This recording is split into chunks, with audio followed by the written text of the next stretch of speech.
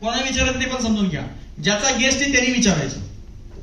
अपलाईननं plan दिला, अपलाईनचा विषय संपला. आता गेस्ट सोबत कम्युनिकेशन कोण करणार? ज्याचा गेस्ट आहे त्यांनी.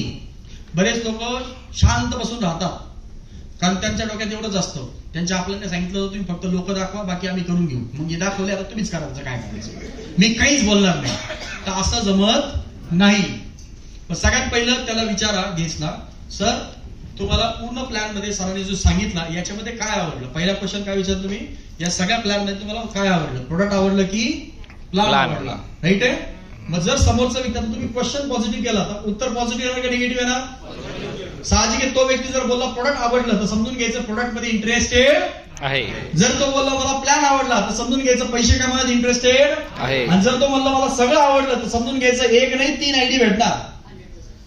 राईट आहे, कारण पॉझिटिव्ह रिस्पॉन्स आला. पहिला स्टेप मी काय सांगितली, तुम्हाला काय आवडलं, प्रोडक्ट की प्लॅन?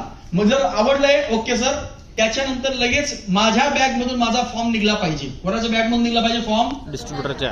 कोणाच्या बॅग मधून? हा, स्वतःच्या बॅग मधून, माझ्या बॅग मधून निघला. आतापर्यंत कोणाच्या बॅग मधून फॉर्म निघतो? अपलाईनच्या. हा, तर त्यासाठी बॅग पण लागते. समजलं तुम्हाला? तर मी काय करणार, जसा माझा गेस्ट बोलला मला प्लॅन आवडला, प्रोडक्ट आवडला, तर माझ्या बॅग मधून मी काय करणार, फॉर्म बाहेर काढणार. आणि मग जसा फॉर्म भरायला लागणार, जर कदाचित गेस्टचा काही प्रश्न असेल तर गेस्ट तेव्हा विचारतो स्वतःहून की थांबा, फॉर्म भरू नका. का नका भरू? नाही मला क्वेश्चन हे ते काहीतरी. मग ते क्वेश्चन हँडल करण्यासाठी कोण उपलब्ध असतं तिथं? सिनियर. मग ते क्वेश्चन आन्सर म्हणून तर 30 मिनिटं द्यायचे. समजलं तुम्हाला? आणि जसे क्वेश्चन आन्सर क्लिअर झाले त्याच्यानंतर फॉर्म फिलअप केला जातो. नेक्स्ट क्वेश्चन करायचा, किती आयडीनं स्टार्ट करणार सर? 3 आयडी का 1 आयडी? किती आयडीनं स्टार्ट करणार? 3 आयडी की 1 आयडी? सपोज समोरचा व्यक्ती बोलला 1 आयडी, तर लगेच त्या फॉर्मवर लिहायचं 10,000 रुपये. आणि लगेच पुढचा प्रश्न, सर हे 10,000 तुम्ही कशी देणार? फोन पे देता का कॅश देता? बटन कोणतं पण दाबा, बीजेपीलाच मत जाणार. अरे सॉरी, चुकीचं काहीतरी बोललो. बरोबर ना? व्हिडिओ टाकू, तुम्ही हे पेमेंट कसं देणार? ऑनलाईन देणार की कॅश देणार? कुठलंही बटन दाबलं तर पैसे येणार का नाही येणार? 100% येणार. तर पैसे असतील तर काही ना काही पैसे येणार. जर पैसे नसतील तर काय बोलतील? स्माइल देणार चेहऱ्यात आणि म्हणा पैसे. ओके, हरकत नाही. जर एका म्हणला तर त्याचं उत्तर मी पहिलेच तुम्हाला दिलंय, आता नाही. बरोबर? फॉलो मध्ये टाकायचं. समजलं सगळ्यांना? पण हे सगळं काम करत असतं पैकी ज्याचा गेस्ट आहे त्याच्या हातात असतं पैसे काढणं. आणि काही लोकांना मी बघितलं आपल्याच्याच नावावर बोटं मारतात. सर तुम्ही यावेळी चांगला प्लॅन दिलाच ना, 3 आयडी देणार चांगला माझा माणूस. 3 आयडी तुमच्यामुळे गेला तो. समजताय? तुमच्यामुळे नाही गेला, नासक्यात तुझ्यामुळे गेला, तू बोलला नाही तिथे. समजतंय? तर बोलावं लागणार. बोलणार सगळे लोक.